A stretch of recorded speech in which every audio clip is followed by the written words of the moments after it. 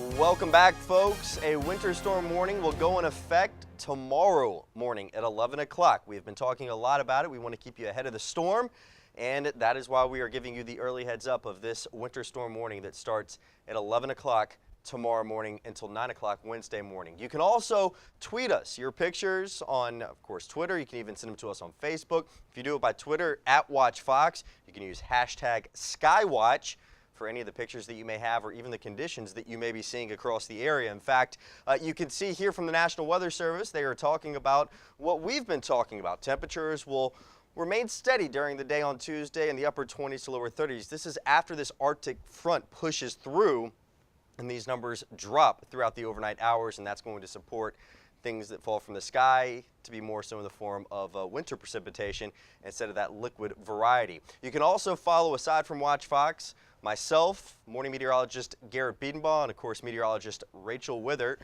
Here are their handles right now on Twitter, and of course we're going to be updating you throughout the night, throughout tomorrow, keeping you ahead of the storm, and then during the storm as well as to the latest happening. Got this picture from Weather Dan, who sent it in, and of course it looks like a lot of people not really fans of potato bread, because there's plenty of that left on the shelves, but we certainly appreciate you sending these in to us, Dan. Of course, that winter storm warning that goes in effect tomorrow at 11 a.m. if you missed it earlier, through 9 o'clock on Wednesday. So definitely things that we're watching closely for you, folks. Let's take a look at the numbers across the Midlands right now. It's 49 degrees at Columbia Metropolitan. We have dropped a little bit. The blue shades in the upstate indicating that colder air mass as this Arctic front is set to push through the area, and temperatures will steadily fall through the overnight time frame. In fact, I'll widen the view out for you. You can see 41 in Greenville.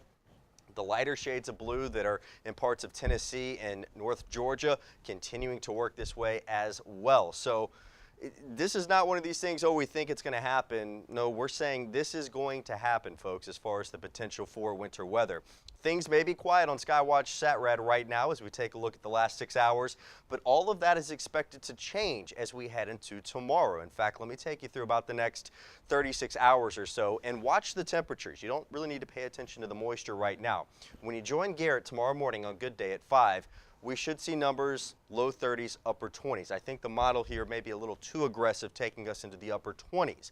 Then as we roll through the day, we'll see a little bit of a spike in those temperatures, but we'll start to drop back towards the freezing mark, a little bit below it, so the moisture will be more of a wintry mix. Notice this lighter blue here, this kind of sky blue coloring. That indicates the conversion to snowfall that I do expect to see overnight Wednesday, up to about 10, 11 o'clock Wednesday morning, and then it will start to push out of the Midlands, but still be a problem for the coastline. Wednesday, I do think we'll have clouds lingering throughout the day, so temperatures will stay pretty chilly. Now, here's the way it looks for tomorrow. We'll be in the mid-40s at midnight. The numbers will continue that dropping trend down to 35. That's what I'm expecting by 5 o'clock. We'll see a little bit of a spike after we go to 33, back to 34 by lunchtime, and then back into the low 30s by the afternoon hours. So a breakdown. When we see the conversion changeover, we are looking at the potential of some ice underneath that. We could see 0.14 inches in Columbia. That is something that we are concerned about. Then once it converts over to snowfall, as we take you to Wednesday morning, some of the models, I have a feeling, not being aggressive enough, trying to show us at about 2 inches in Columbia. I'm actually forecasting us to see potentially 4 to 6 inches, and it's going to be that heavy, wet snowfall, so that's worth noting as well. That's the type that, of course, can create power outages because it's heavy on the power lines, on tree branches. We'll start to rebound heading towards Super Bowl / Groundhog Day weekend, of course, the Super Bowl right here on Watch Fox Sunday night. But starting really tomorrow afternoon, 3 o'clock, when I think we'll start to see some of the changeover to a wintry mix, that's when we'll have all hands on deck, of course, and you definitely want to stay ahead of the storm. So if you can leave work early, let me put it this way. I'd rather have everybody prepared and then all of a sudden get this forecast wrong and everybody's okay than have to report on traffic accidents and backups on the interstate, because that, of course, can happen. But we certainly are following everything on Twitter, and, of course, you can do that by tweeting us at WatchFox, hashtag Skywatch, and we're able to put it right there on air, as you just saw, And we're going to be monitoring that stream, of course, tonight, tomorrow morning, and through the day tomorrow. And I got a quick question. Obviously, the main concern here is the ice. Are we talking about the entire viewing area, or are we talking about a certain portion of the viewing I think area? the cutoff for ice potential will be really the I-20 corridor. North of that, minus northern Richland and Lexington counties, it'll be more of a snow potential up towards Newberry, Fairfield counties, even into Saluda. As we go towards the coastline, we're looking at more ice in this. And the big concern on that, too, is the fact that we're going to get rain first. Mm-hmm. So you've got water falling. That's going to potentially freeze under this snowpack. And when that happens, of course, it does not matter if you have four-wheel drive. 4 tires turning on ice, it does not do Not anything. good. You don't get friction. Be careful. You don't get traction.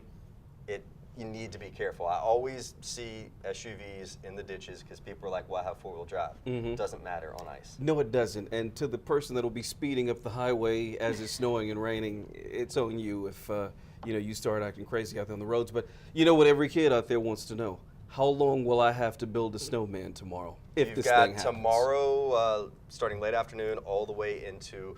I'm going to give you really through the day Wednesday because even when it Okay, stops, wow. it's still going to be on the ground. So have fun. I've got a lot on the line. Even our boss, her son, she was specifically asking, will he be in school Wednesday? And I said no. Yeah. And so I do think snowball fights by Wednesday for all. Are you sweating now? Even Not though at it's all. cold? I'm just I could have been a fighter pilot, ice in my veins. Thank you, sir. Yep.